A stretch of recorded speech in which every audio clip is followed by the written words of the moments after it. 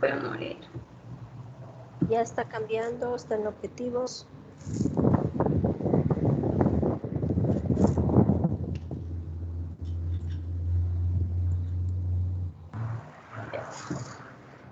Damos inicio a qué es la geomorfología. Bueno, como entendemos, la geomorfología es la rama de la geografía y la geología que tiene como objeto el estudio de las formas y superficie terrestre y es enfocado a describir y entender el inicio y la actualidad de su comportamiento.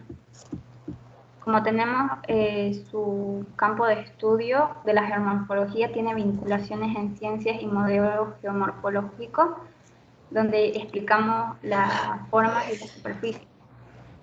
Las ramas de la geomorfología que estudian diversos factores ejercen marca del ejemplo y la predominancia del clima y también de la influencia de la geología del relieve. Con esto, la geología tiene subdivisiones, donde ahora explicaremos que la geomorfología eólica se encarga de estudiar procesos y formas de origen eólico, en especial donde están los dominios morfoclimáticos, como son en zonas litorales desérticas, donde hay climas fríos y cálidos, y en las zonas polares. Siguiente, por favor. Ahora, los procesos eólicos. Bueno, este nombre de procesos son derivados de la actividad del viento y dan lugar a la erosión, el transporte y la sedimentación. En la erosión eólica tienen lugar a dos mecanismos, que son la deflación y la corrosión, donde el primero es el viento que se moviliza del material y que permanece suelto sobre la superficie y donde los materiales son arrastrados por el viento provocando un desgaste de superficie en las rocas que provocan diversas modificaciones sobre la función y sus características son pulidas, tienen alveolos, rocas fungiformes, ollas de deflación y pavimentos de desierto. Después tenemos al transporte, que está muy limitado por la escasa capacidad del viento y está reducido por partículas de tamaño de arena, limo o arcilla. Y las gravas también pueden sufrir pequeños desplazamientos o impulsos por el viento, donde su función provoca movilización de los materiales y se reconoce también el transporte por la suspensión, saltación y movimiento del suelo, donde el peso influye el peso de la partícula. Y por último tenemos la sedimentación eólica, donde se entiende como reagrupación de los materiales en función de tamaño y carga. Y la sedimentación es la que va dependiendo del peso de los materiales que son transportados. La sedimentación eólica es más típica, es la duna, donde su depósito de arena puede tener distintos tamaños o formas y también reciben distintos nombres. Esto son pequeñas partículas que se movilizan e erosionan en distintos materiales y ambientes y donde tienen áreas de procedencia. Siguiente, por favor. Y por último, con respecto a la acción eólica, tenemos tres características que son la velocidad, la dirección y la turbulencia, donde la velocidad va a ser la que determine la cantidad de partículas de suelo, donde son movidos el tamaño y la distancia. La dirección es la que va a determinar la orientación de los mantos eólicos y de los médanos. Y la turbulencia es el que va el levantamiento o el desprendimiento de las partículas.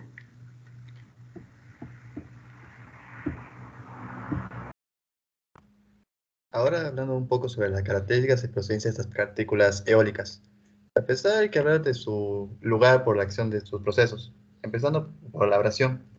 Para la abrasión se requiere el transporte de estos elementos cortantes mediante el viento. Dichos fragmentos se desprenden y chocan contra superficies rocosas y se llegan a desgastar. Estos generando originalmente orificios y unas acanaladuras en las rocas. Por ejemplo, si una masa rocosa pequeña destaca sobre un llano puede ser erosionada por la base del modo antes descrito y adoptar la forma de formas como una seta o una rama, por lo que se denominarían rocas fungiformes. La principal forma de erosión producida por esta deflación, por así decirlo, son cuencas de pequeña profundidad denominadas depresiones de deflación, las cuales pueden tener desde pocos metros a varios kilómetros de diámetro, pero en normal se caracterizan porque su profundidad raramente pasa unos pocos metros. Su origen se da principalmente en regiones de clima muy árido, llano y donde particularmente no está protegida por la vegetación. También pasa la desplación, la cual es una palabra que deriva del latín soplar. Se produce cuando el viento levanta los fragmentos sueltos a partir del suelo. Es casi como que los cursos de los ríos secos, las playas y las áreas recientemente cubiertas por depósitos glaciares son muy susceptibles a la deflación. Además, las partículas más finas, las que constituyen el barro, la arcilla, limos, son levantadas muy fácilmente y transportadas en suspensión. Por dar algo más específico, la grava y los cantos que son desde a 5 u 8 milímetros de diámetro suelen rodar por el suelo llano cuando el viento es muy intenso, pero no recorren grandes distancias ya que es muy fácil que queden retenidos en agujeros. Y la atracción, que tiene un nombre que puede jugar entre atracción y atrición, simplemente se debe al desgaste mutuo de partículas. De hecho, de otra forma, este se da por el choque constante de las partículas. Eso es lo que no tiene mucho que ver con el viento, sino más bien como el desgaste de tanto movimiento entre las propias.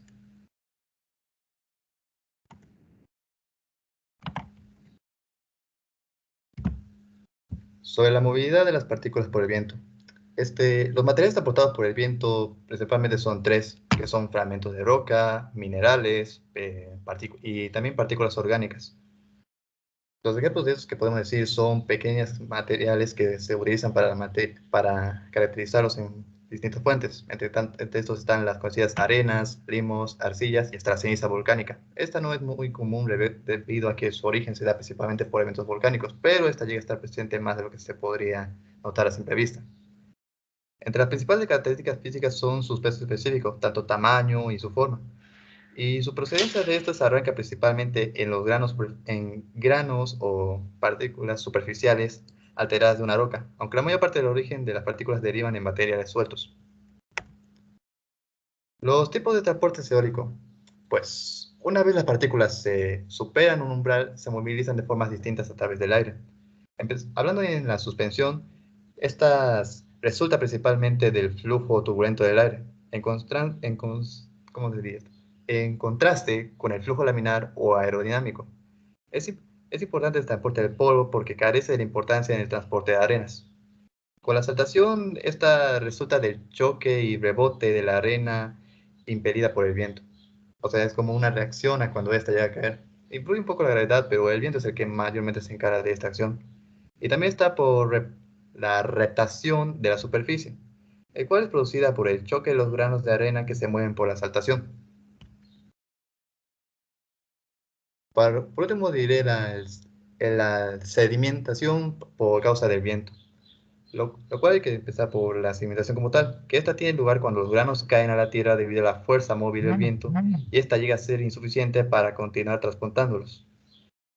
Cuando esta también pasa por la acreción, esta resulta cuando los granos movidos por la saltación golpean la superficie del terreno con tal fuerza que algunos granos continúan moviéndose como arrastre superficial. Y luego por deposición por avance. ¿Qué ocurre cuando el área de deposición no es como decirlo, lisa? Tampoco tan áspera, sino que está marcada por algún tipo de obstrucción.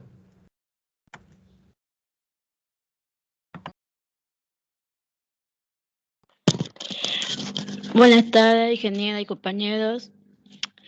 El tipo de erosión erótica existe dos principales de erosión erótica, que son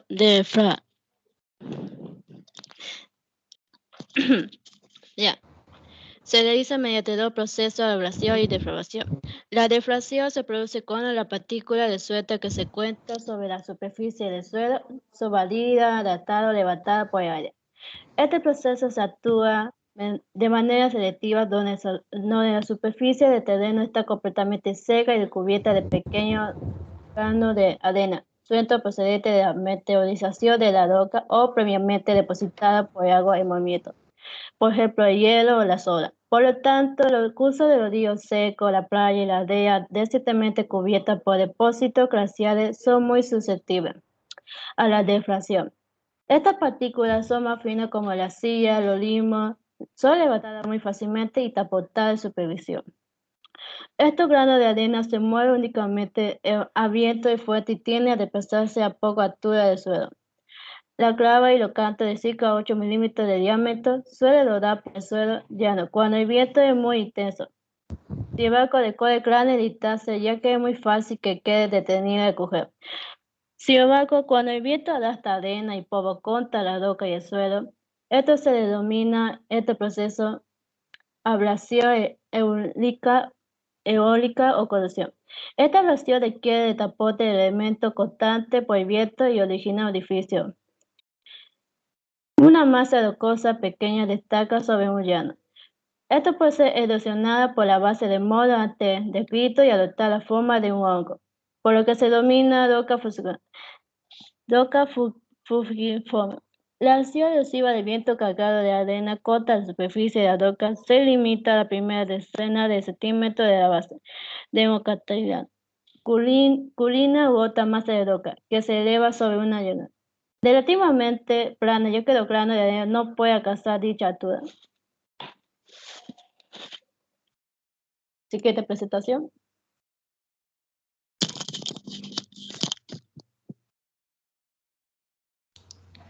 Los mecanismos de erosión eólica. El arrastre de las partículas sólidas por el viento dependen estrechamente de la estructura del viento en la proximidad del suelo. El microrrelieve produce movimientos en remolino en todas las direcciones que poseen velocidades variables. El arrastre desde las partículas en reposo. El aire ejerce sobre una partícula en reposo 3 tipos de presiones. La presión positiva sobre la parte situada enfrente a la dirección del viento y debida a la presión dinámica del fluido. Una presión negativa sobre la parte opuesta a la dirección del viento y debida a las fuerzas de viscosidad. Y una presión negativa que actúa sobre la parte superior de la partícula y es debida a que la diferencia del viento entre la base y la parte superior de la partícula va acompañada en una disminución estática. Siguiente diapositiva, por favor.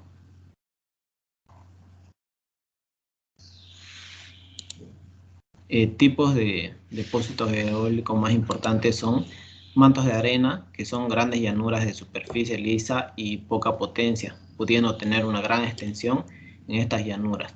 La aportación de arena. Acumulaciones o montones de arena, que son depósitos formados detrás de un obstáculo interpuesto a la dirección del viento. Dunas o médanos. Son grandes depósitos de arena que se forman en terrenos llanos, por lo que puede cambiar su situación avanzando a lo largo de estos a favor del viento. Lomos de ballena, que son otros tipos de dunas alargadas paralelas al viento principal, siendo su parte superior plana o redonda, que suelen ser de mayor tamaño que las dunas. Paso la palabra a mi compañero. La duna puede ser activa o viva cuando no tiene vegetación por lo cual está cambiando constantemente de forma y a veces de lugar bajo la acción de flujo de viento. Se diferencian varios tipos de duna en función de una forma. Los principales factores que influyen en la morfología de una duna son la dirección y velocidad del viento, disponibilidad de arena, presencia de vegetación y obstáculos topográficos. Siguiente diapositiva.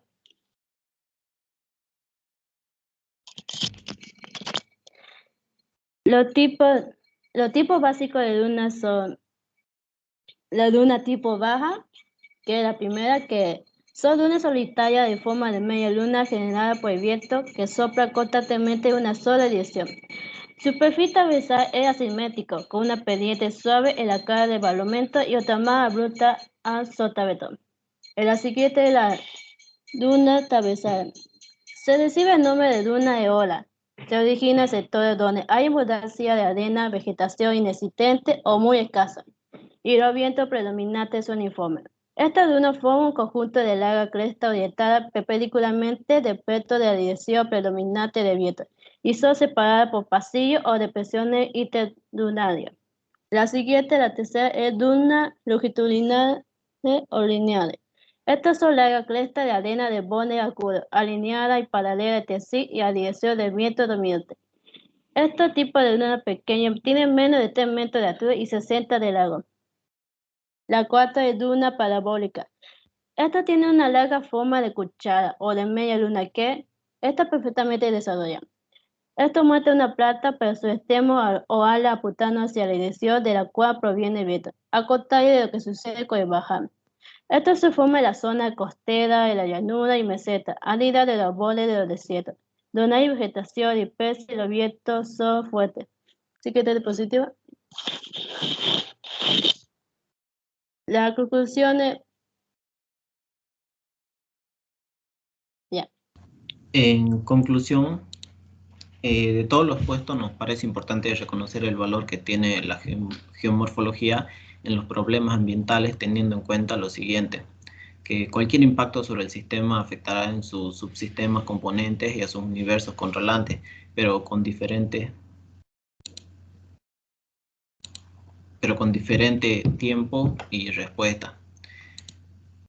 En muchos casos, la acción antrópica provoca un verdadero impacto ambiental y muchos de los procesos por él iniciados son difíciles de controlarlos y ejerciendo una influencia negativa sobre quien los originó, con notables consecuencias para el medio ambiente.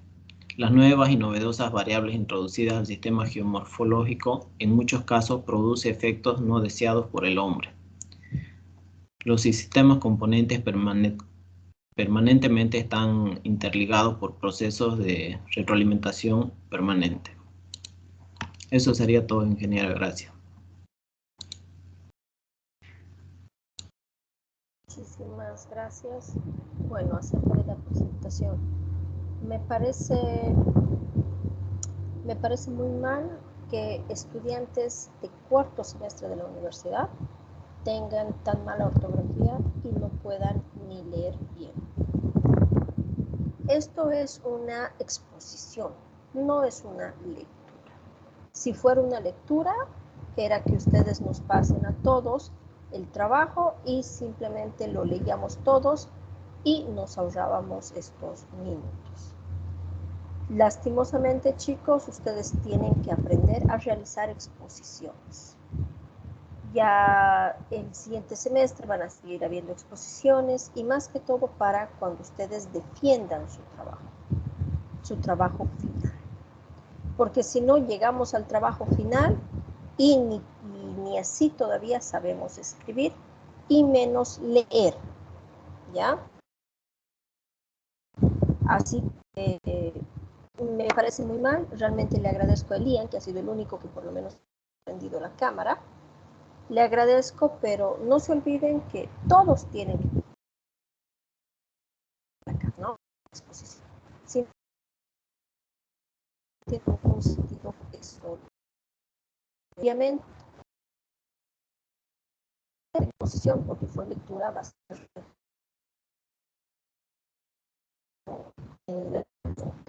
este grupo 5, geomorfología glacial. García. Ingeniera, disculpe, del anterior grupo, 2 de mis compañeros dijeron que por emergencia no iban a poder asistir. Son Guardia Montero y Gutiérrez Justiniano.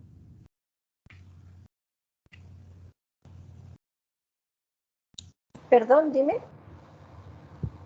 Le decía que del anterior grupo, 2 de mis compañeros me avisaron que por emergencia no iban a poder asistir. Son Guardia Montero y Gutiérrez Justiniano.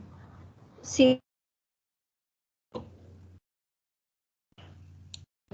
De todas formas, no se olviden que cualquier permiso que ustedes pidan tiene que ser validado por jefatura, ¿no? Ya sea médico o ya sea alguna otra emergencia, tiene que ser validado por jefatura y una vez firmado por jefatura ya me lo pasan para que esté, para que esté como permiso. Pasemos, por favor. Grupo 5.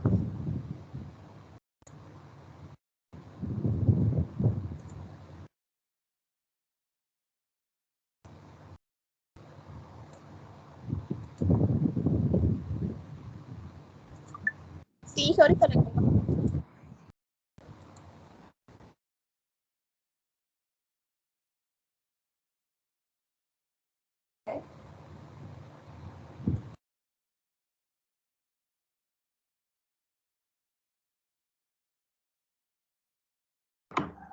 ¿Se puede ver, Inge? Se puede ver, no, se ve.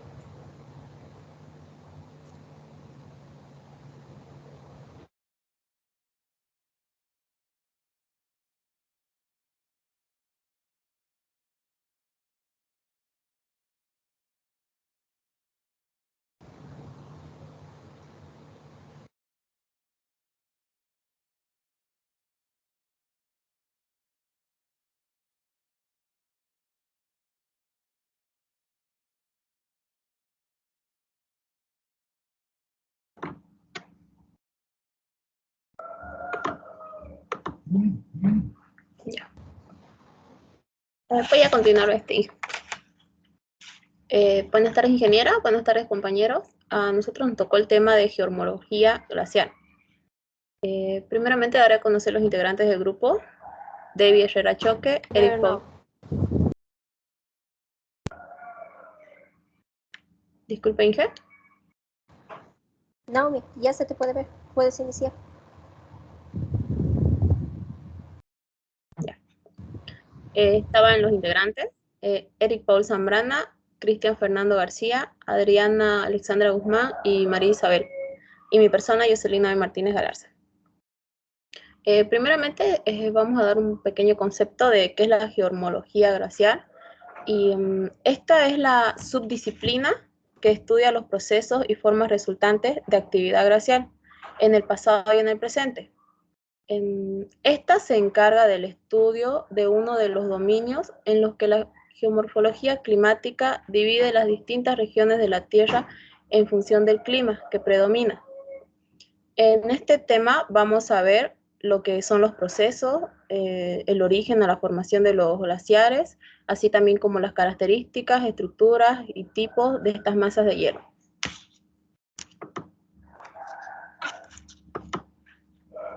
Origen del glaciar. El glaciar es una gruesa masa de hielo con nieve originada en la superficie terrestre por acumulación, compactación y recristalización de la nieve, mostrando evidencias de flujo en el pasado o en la actualidad. Además, su existencia es posible cuando la precipitación anual de nieve supera la fusionada en verano, por lo cual la mayoría se encuentra en zonas cercanas a los polos, aunque también existen otras zonas en montañas. El proceso de crecimiento del establecimiento del glaciar se llama glaciación. Los glaciares del mundo son variados y se pueden clasificar según su forma, ya sea de valle, de nicho, de campo, de hielo o por el régimen climático como el tropical. Va a continuar mi compañero. Está bien.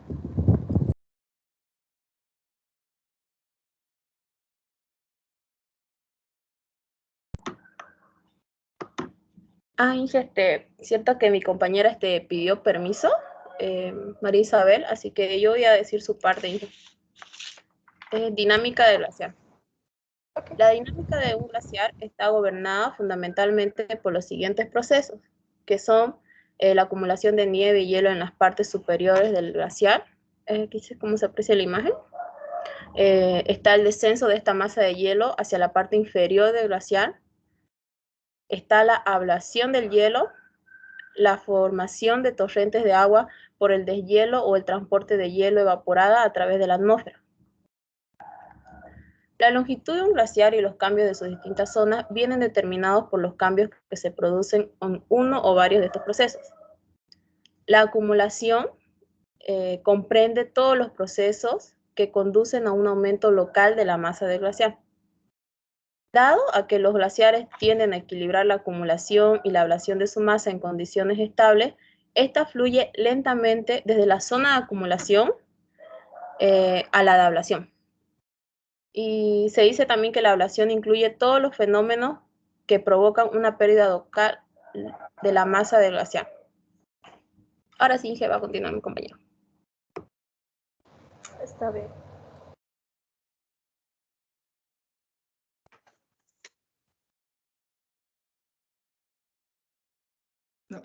Doy continuación. Disculpen, ¿se escucha el audio? Sí, yo te puedo escuchar. Gracias, ingeniera. Gracias, ingeniera. Doy continuación a la parte de mi compañera, que vendría a explicar la clasificación dinámica de los glaciares. Como primero tenemos la clasificación de los glaciares activos. Son aquellos alimentados de manera continua por una corriente de hielo desde la zona de acumulación, por lo que el frente del glaciar va avanzando, como podemos ver en la primera figura, en la acumulación desde el núcleo por una circulación de una corriente de hielo puede avanzar. Por eso también esto se le clasifica como dinámica por el movimiento de los glaciares. Pasamos al siguiente. Glaciares pasivos. Generalmente se encuentran en una zona de sombra de las precipitaciones de montaña y por tanto la acumulación de nieve es escasa en estos lugares. Tenemos también los glaciares muertos. Prácticamente no reciben en su zona de acumulación nada de nieve, por lo que no existe flujo de hielo. Y el frente de glaciar, en vez de avanzar, retrocede. Paso a la siguiente clasificación, que sería la clasificación térmica, que vendrían a dividirse entre los glaciares polares, los glaciares subpolares y los glaciares templados. En la primera clasificación tenemos los glaciares polares, los cuales dicen que cuando no se da fusión del hielo en la zona de acumulación en ningún momento del año, debido a que la temperatura en toda la masa de hielo está siempre por debajo de los 0 centígrados. Puedo pasar también a los glaciares subpolares. Son aquellos en los cuales se produce algo de fusión en la zona de acumulación únicamente en verano, pudiendo darse también movilización de agua líquida. Continúo con los glaciares templados. Estos son los que durante todo el año se llega a alcanzar una temperatura de fusión en el contacto con el lecho rocoso, por lo que representa una base húmeda con corrientes de agua en esta y en el interior del glaciar. Siguiente diapositiva, por favor. Clasificaciones morfológicas. Este aspecto se basa en la forma, el tamaño y posición de las masas de hielo. Podemos indicar que son islandis, o también conocidas como casquetas, banquisas o plataformas de hielo, y los icebergs. Las islandis son de hielo de continentes que corresponden a las grandes extensiones de hielo, superiores a los 50.000 kilómetros cuadrados, donde el hielo no está confinado por el relieve, sino que se localiza sobre la masa continental. Pasando también tenemos a las banquisas. Son placas flotantes sobre las aguas oceánicas polares.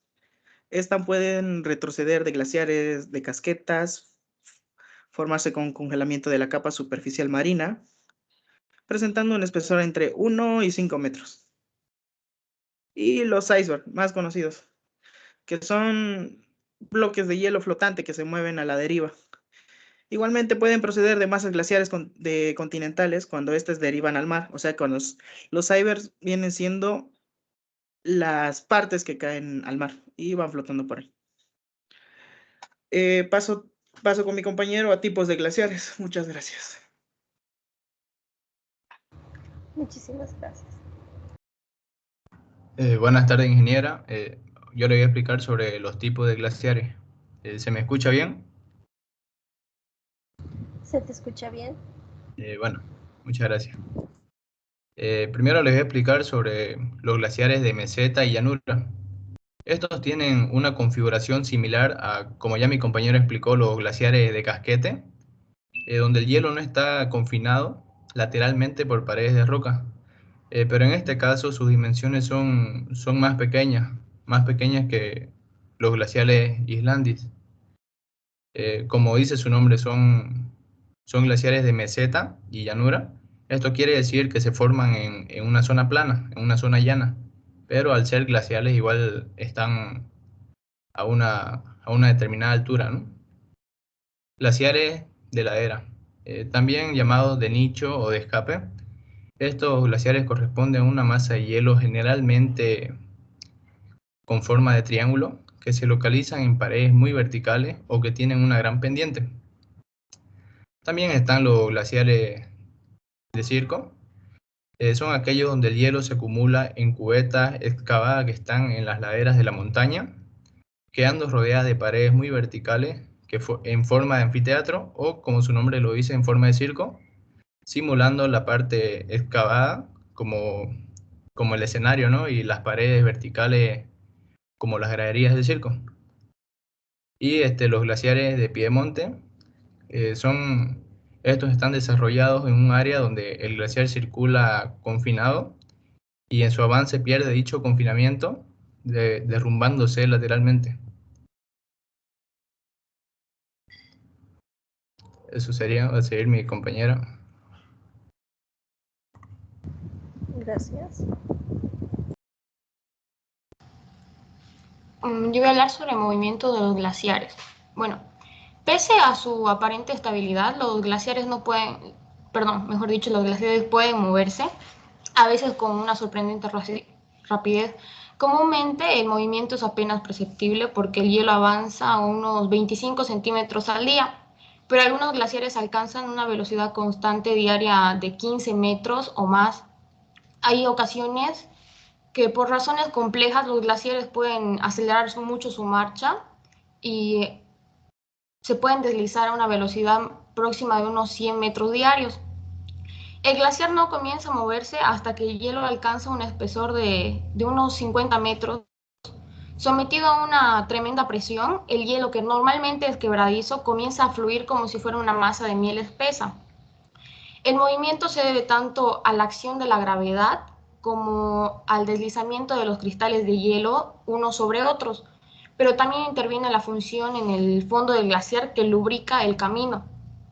Sucede esto porque el hielo se funde cuando se encuentra sometido a fuertes presiones y la presión en el fondo del glaciar puede llegar a unas 300 toneladas por metro cuadrado. Siguiente diapositiva, por favor. Estructura interna del glaciar. Esta estructura viene marcada por la alterancia del hielo invernal con el hielo estival e incluso por la intercalación de distintas nevadas dentro de una misma estación. Esto da origen a la estratificación en el glaciar, que este es un fenómeno que tiene origen principalmente en las zonas de acumulación. Siguiente diapositiva, por favor. Estratificación. Como lo había mencionado anteriormente, este es un fenómeno que tiene origen principalmente en las zonas de acumulación. Además, la deformación que sufren las masas de hielo como resultado en su movimiento da origen a distintos tipos de estructuras de deformación dentro del propio hielo glaciar. De una forma similar a lo que ocurre en las rocas, la deformación del hielo dependerá del proceso que tiene en las zonas superficiales, donde el hielo se comporta de forma frágil, o en profundidad, donde su comportamiento es más dúctil. Muchas gracias.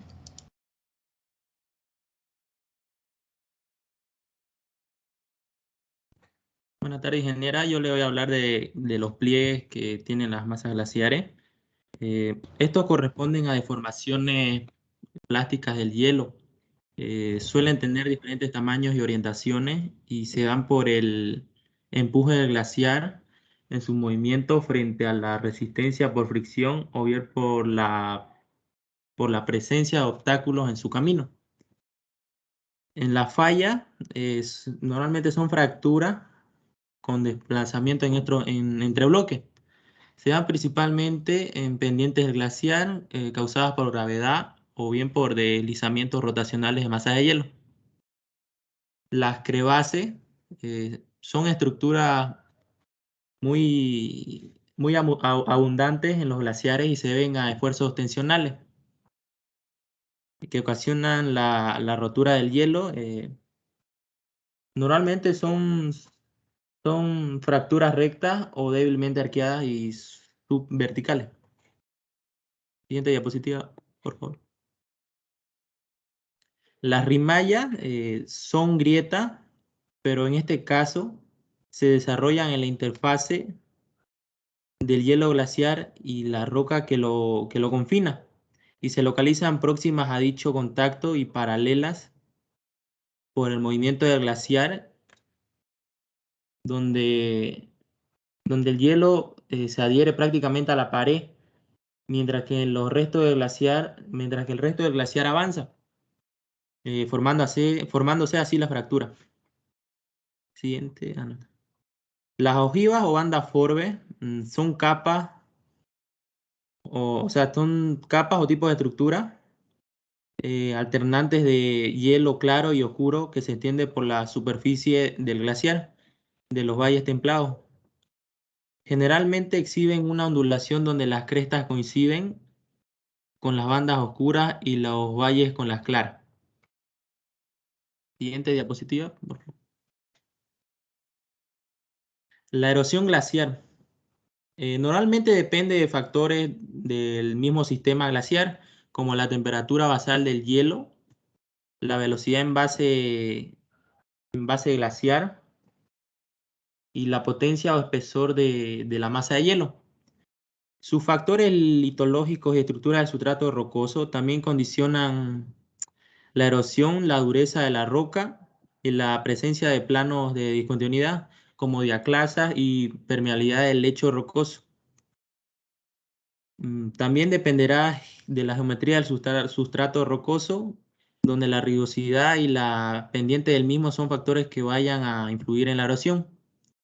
Sus procesos reducen a dos tipos: la abrasión, donde corresponde a la acción de desgaste de las rocas por el paso del glaciar sobre ellas, y la otra es el arranque o el plucking. El paso del glaciar causa la extracción de fragmentos de la roca del sustrato, dando así resultado la presencia de hendiduras en la roca. Siguiente diapositiva. Bueno, será la última. Bueno, entonces las estrías corresponden a los surcos alineados en la roca de pocos milímetros de anchura y profundidad, los cuales se originan por el rozamiento de las partículas de tamaño limo y arena que arrastra el glaciar sobre el fondo rocoso. Las estrías prácticamente son indicadores de la dirección del movimiento del glaciar, pero no de su sentido debido a cambios direccionales de la masa de hielo.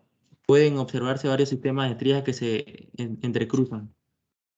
En la conclusión del tema, la importancia de los glaciares es únicamente debido a su capacidad modeladora, sino que son esenciales en los ecosistemas y como recursos para el ser humano, siendo reservas tanto de agua y reguladores de caudales de río.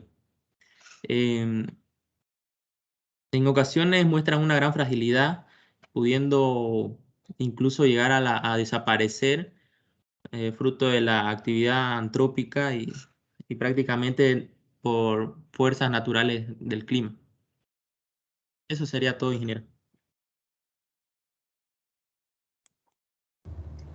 Muchísimas gracias. Es importante justamente, como decía David, ¿no? La importancia que tienen los glaciares. Si en el caso de Bolivia, por ejemplo, la mayor parte del agua que nosotros consumimos viene justamente de la cordillera, ¿no? Del deshielo de los glaciares de la cordillera. Lastimosamente, cada vez este líquido vital va escaseando porque los glaciares se van descongelando. ¿Por qué se descongelan? Bueno, sí, efectivamente, debido al calentamiento global, pero también al factor que es el antrópico, ¿no? Que es justamente el ser humano. Si el ser humano genera más basura, se aumenta lo que es el efecto invernadero, las emisiones de dióxido de carbono, y eso genera mayor calentamiento. Así que es importante que nosotros veamos eso también, ¿no? Muchas gracias al grupo. También es importante que en cada exposición ustedes empiecen a utilizar las herramientas justamente de PowerPoint, ¿no? Para mostrarnos, ustedes han puesto varias figuras, por ejemplo, y si no utilizan esas herramientas, es un poco complicado seguir qué figura están viendo, ¿ya? Otra cosa que quiero comentar, ¿no? Es que justamente ustedes han decidido hacer un grupo.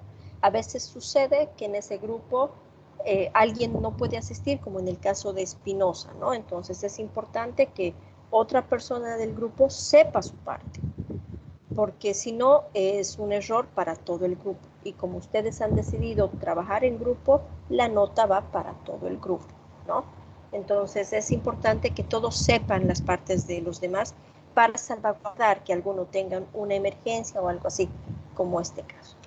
Muchísimas gracias.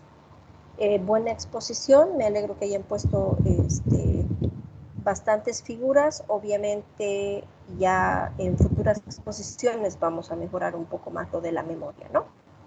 Muchísimas gracias. Pasemos por favor al siguiente grupo, que es el último grupo de Ingeniería Civil, Geomorfología Marina. Ramos, Paco,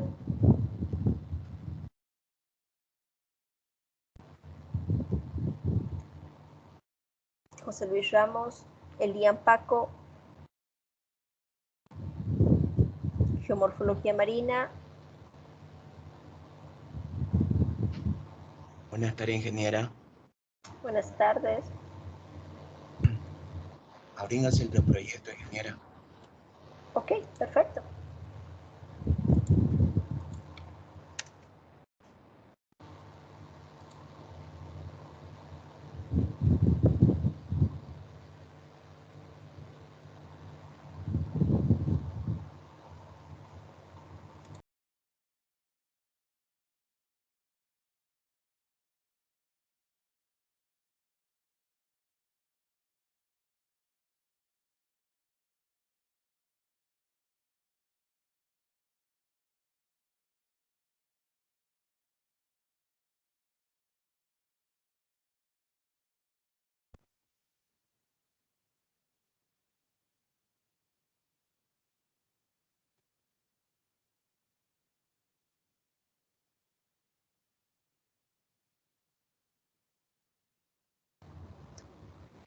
José Luis, ¿dónde está Elian? ¿Se ve, ingeniera? Sí, sí, se puede ver tu presentación. ¿Dónde está Elian, tu compañero? No sé, ingeniera, le mandé mensaje y no me respondió. Ok, ¿y él ha trabajado en la presentación también? Sí, trabajó, ingeniera. Ok. Puedes iniciar, José Luis. Bueno, ingeniera.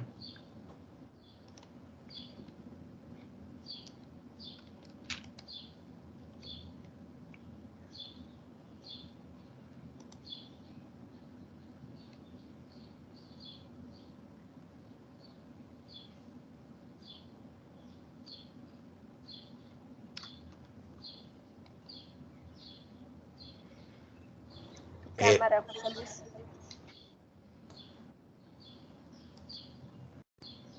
Abrin, ingeniera.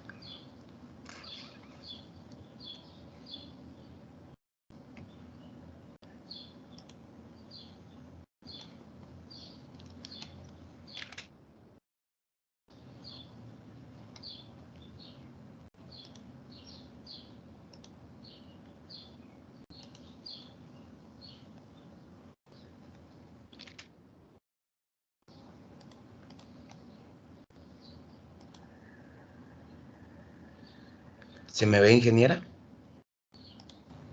Sí, se te ve. Listo.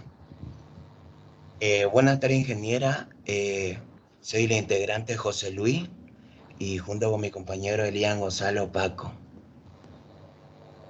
Hoy hablaremos del tema de geomorfología marina. Introducción.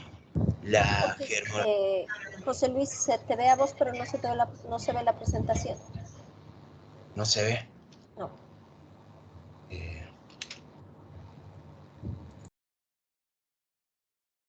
De verdad. A ver.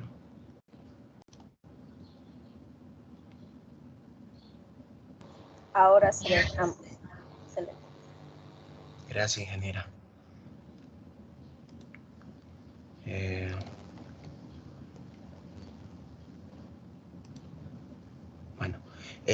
Buenas tardes, ingeniera. A nosotros nos tocó el tema de geomorfología marina. El integrante José Luis Ramos Salazar, mi persona y Elian Gonzalo Paco. Introducción. La geología es la ciencia que estudia la forma interior del globo terrestre en la materia y está compuesto y formado en los cambios y alteraciones que son el experimentado de su origen y la colocación que tiene en su actual estado. Esta rama es importante para la humanidad y también fue descubierto varios factores, digamos, determinando el presente, pasado y futuro, que muestra la Tierra y qué hay en ella, digamos, en cuanto a las rocas, los movimientos terrestres, montañas y fondos oceánicos, y por mencionar algunas más. Objetivo, digamos. El objetivo que nosotros tenemos es analizar el objetivo es analizar los procesos geológicos en el ambiente marino y conocer, digamos, la estructura sedimentaria que se encuentra de igual manera desde el fondo del mar. Y también describir la morfología y sedimentología de los ambientes marinos con especial énfasis en los procesos geológicos. Aprender la característica que tiene la geomorfología marina. El marco teórico, el relieve submarino. El relieve submarino representa variedad de geoformas, incluso es más accidentado, digamos, que en la parte continental, que en conjunto señalamos la Socola, el Tabú, el Fosa, el Dorsal, el Nazca y complementadamente una llanura oceánica. El hombre debe aprovechar al máximo en cada sector, principalmente el Zocalo, además de muchas islas que figura al frente de nuestro litoral, que esto constituye el resto de la cordillera costanera, digamos, y en el cual trae, digamos, el guano, que tuvo un gran significado por la economía del Estado peruano o inicio de la República. El Zocalo o la plataforma continental. Esto tiene una porción del continente que se encuentra cubierto por las aguas del mar y su promedio está como 200 metros de profundidad. Su amplitud es variable, es de escasa y la profundidad llega a la luz solar permitiendo la proliferación del plancton. En la imagen nosotros vemos una plataforma continental y por debajo vemos la talud continental y también vemos la fosa abisales.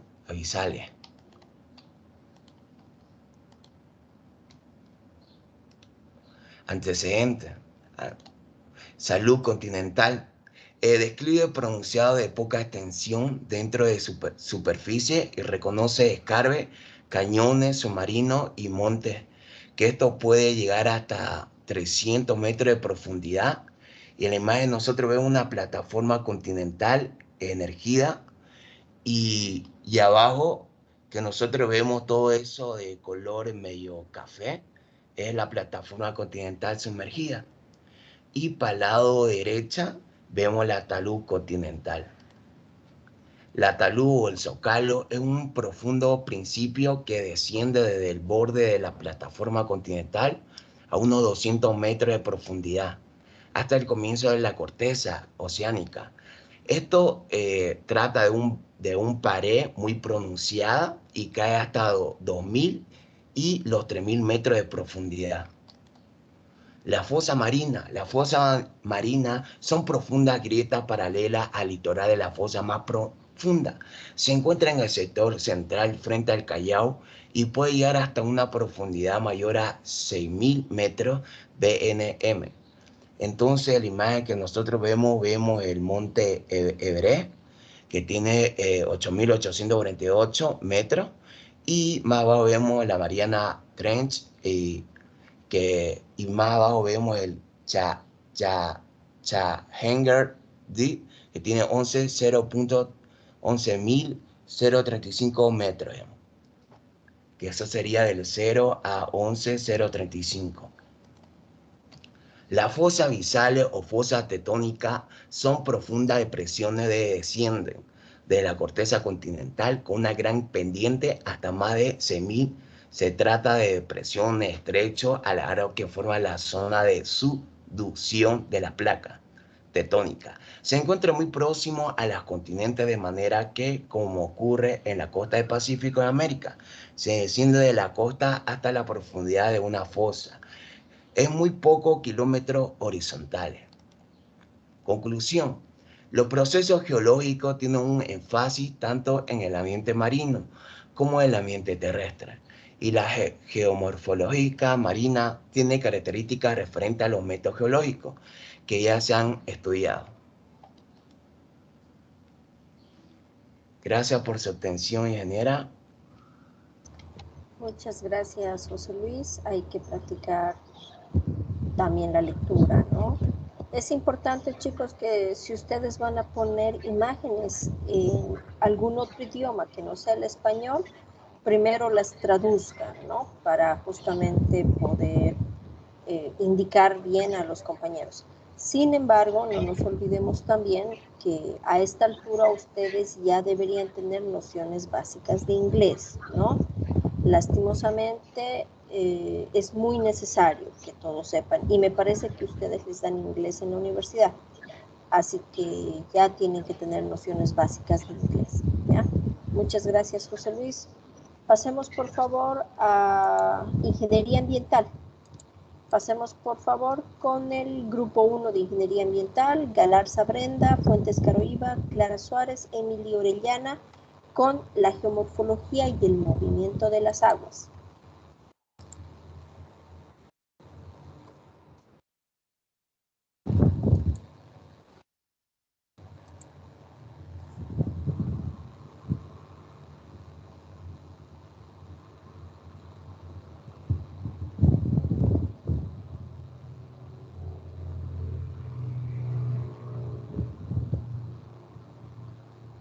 Emily,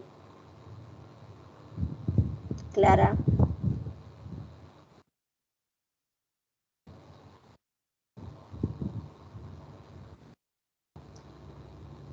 Clara Suárez, Emily Orellana.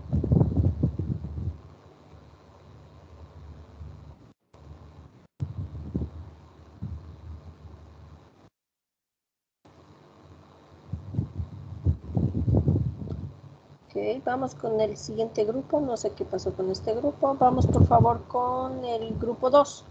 La geomorfología en ingeniería ambiental. Lira, Apodaca, Árabe, Zavala.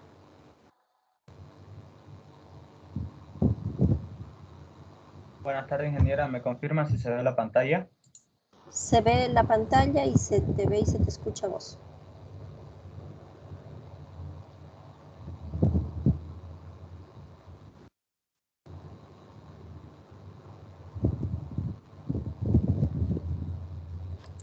Buenas tardes, ingeniera. Buenas tardes, compañeros. A mi grupo le tocó exponer el tema la geomorfología en la ingeniería ambiental. En este grupo, los integrantes son mi compañero Joel Jesús Zavala Muñoz, mi compañero Oscar Alexander Lira, mi compañero Gabriel Yair Árabe Durán y mi persona Daría Podaca. Siguiente, por favor.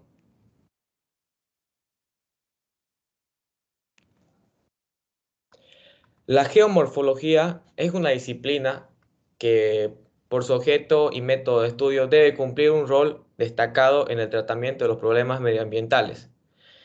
Estos se originan y desarrollan como consecuencia del comportamiento e influencia de sus universos controlantes. De ello prestaremos especial atención al climático y al antrópico.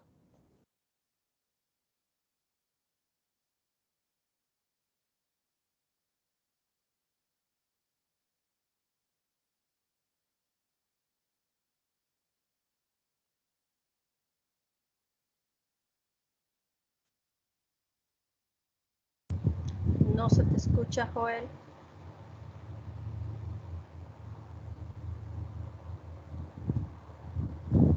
¿Se me escucha ya, Inge? Ahora sí, ahora sí.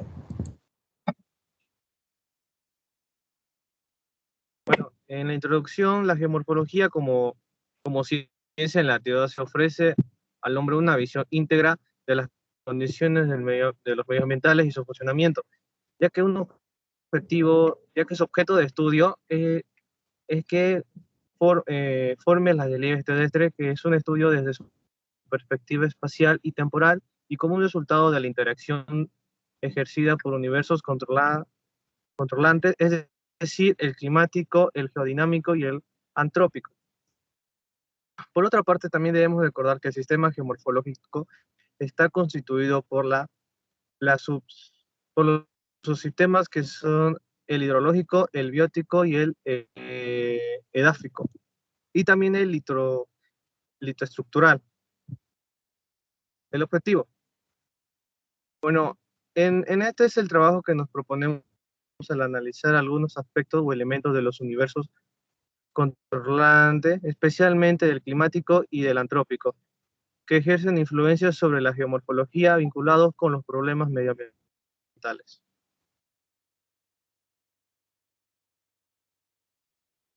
Siguiente, por favor.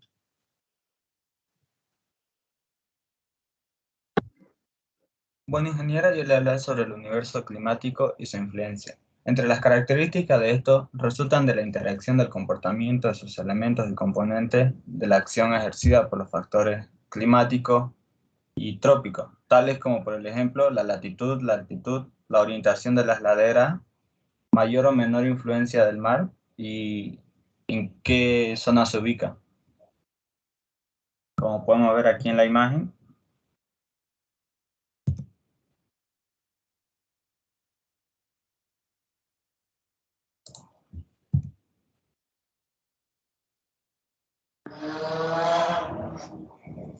el universo antrópico y su influencia. Entre las actividades de construcción, ciudades e importantes obras de infraestructura, podemos decir que desde que se convirtió en sedentario y comenzó a trabajar el suelo para desarrollar la agricultura, fue introduciendo poco a poco transformaciones y modificaciones en el espacio ocupado. Como podemos ver, ingeniera, aquí en la imagen, vemos gran parte de vida vegetal, la cual fue reduciéndose gracias a las infraestructuras, obras y construcciones que se daban en dicho departamento, lo cual fue abarcando gran parte.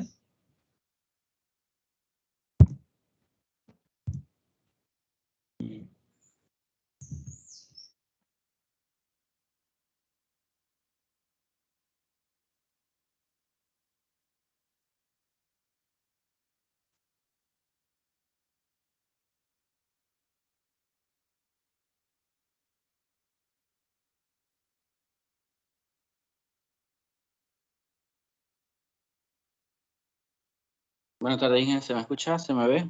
Bien. ¿Me confirma, por favor? Se te escucha y se te ve. Bueno, la conclusión que llegamos al elaborar esta exposición con el grupo fue que debemos reconocer importante lo que es el valor que tiene la geomorfología en los problemas ambientales, teniendo en cuenta los siguientes puntos que les voy a mencionar. Uno de ellos sería que el sistema geomorfológico está controlado por tres grandes macrosistemas o universos controlantes, que llegarían a ser los siguientes: el geodinámico, el climático y el antrópico.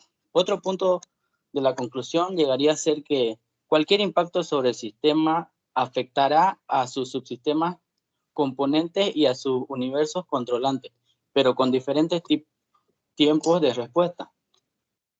Otro punto llegaría a ser que los subsistemas componentes permanentemente están interligados por procesos de retroalimentación permanente. Y por último, llegaría a ser que a pesar de los riesgos que implica el uso irracional del sistema natural, en muchas partes de nuestro planeta todavía no se adoptan medidas proteccionistas que conformen un desarrollo verdaderamente sustentable. Gracias, con eso concluimos. Ingeniera, ¿puedo mostrar un pequeño videito cortito? Claro que sí, Darío.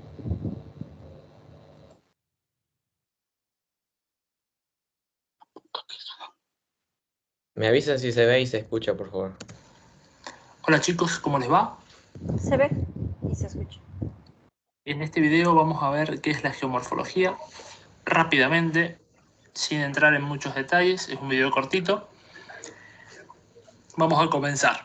Lo primero que tenemos que tener en cuenta cuando hablamos de geomorfología es que esta disciplina abarca parte de la geografía y de la geología. Son ambas que estudian la Tierra, una desde la parte de vista política geográfica y la otra desde el punto de vista de las rocas o de los materiales que la componen. La geomorfología lo que hace es estudiar las formas del relieve de la superficie de la Tierra y los procesos que lo generaron. Bien. Por eso las imágenes que hay ahí, tanto como un volcán, un valle o las geoformas que genera el viento, son todos procesos que estudia la geomorfología. Entonces, lo primero que tenemos que tener en cuenta es qué es el relieve. El relieve es todas las rugosidades y deformaciones que están en la corteza terrestre, ¿sí? Estos relieves pueden ser positivos, como el caso de la montaña que tenemos a la izquierda, o pueden ser negativos, como las praderas y los llanos, como en la imagen de la derecha, ¿sí? Bien. ¿Cómo se forma el relieve? Se forma gracias a diversos factores. El primer factor que genera el relieve es el clima, ¿sí? No es lo mismo los relieves que vamos a tener en un clima árido que en un clima tropical, ¿sí? Por lo tanto, el clima, que incluye lluvias, la presión atmosférica y la humedad, es el principal factor que influye en el relieve. Bien. En el transcurso de la materia vamos a ir viendo cuáles son los procesos específicos que generan los relieves a partir del clima. Pero por el momento simplemente vamos a tomar al clima como un factor general formador de relieve. El segundo factor es el tipo de roca, ¿sí? Dependiendo de la roca que componga a la parte de la corteza donde estemos, ¿sí? Vamos a tener el tipo de relieve también. Las rocas blandas, que son más fáciles de romper y de erosionar, van a generar relieves suaves, mientras que las rocas más duras y más difíciles de romper van a generar relieves más abruptos, más empinados y con caras mejor marcadas. El tercer factor que influye aquí son los agentes erosivos, aquellos cuerpos materiales que tienen energía que van a romper a la roca. Son principalmente el agua en forma de hielo o en forma de ríos, también en forma de olas, ¿sí? Y el viento. Estos van a ser nuestros principales agentes erosivos. Recuerden, un agente erosivo es un proceso o es un cuerpo material que tiene energía necesaria para producir un cambio en la superficie, ¿sí? Un río que está quieto o una laguna, por ejemplo, no va a generar erosión, mientras que un río que lleva agua en movimiento con energía sí va a generar erosión, se va a poder modelar el relieve. El último factor, o no el último, pero el último que vamos a ver nosotros, es el humano, ¿sí? El hombre, el ser humano, genera relieve a través de obras civiles y obras comerciales, como los ejemplos que vemos ahí. La minería, los diques o la agricultura pueden generar cambios en el relieve que se adoptan a las necesidades del ser humano. Entonces, a modo de resumen, ¿sí? La geomorfología, dijimos, es la ciencia que estudia el relieve de la superficie terrestre.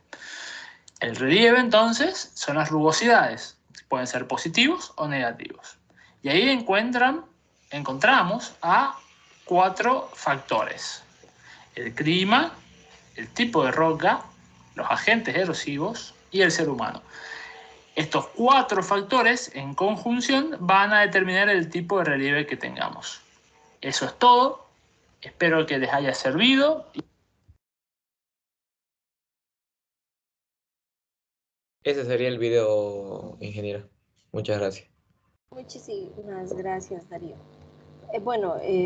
Acerca de la presentación, pensé que iban a hacer un análisis un poco más profundo acerca de la parte ambiental dentro de la geomorfología, ¿ya? Porque obviamente tiene mucho que ver, ¿no? El medio ambiente como tal es uno de los factores que cuida o destruye lo que es la geomorfología.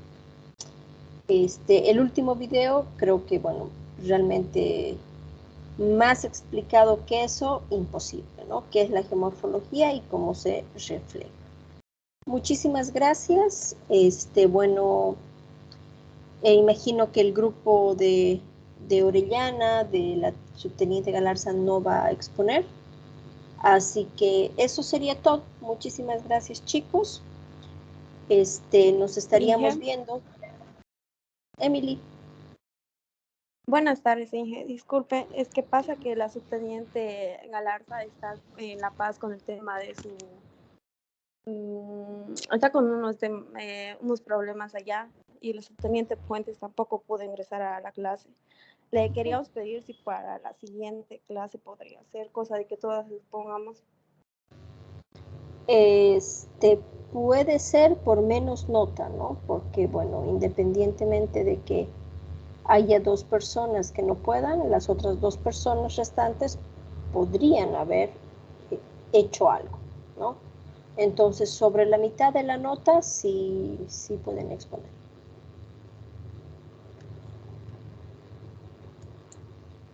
Bueno, Inge. Bueno, chicos, eso sería entonces todo. Nos vemos con ambos cursos el próximo martes. Vamos a hacer una práctica. Y nos vemos con Ingeniería Civil a las 5, ¿no? Por favor, vamos a empezar puntuales. Ya a las 5 vamos a empezar, así que por favor, puntualidad. Muchísimas gracias, chicos. Eso sería todo.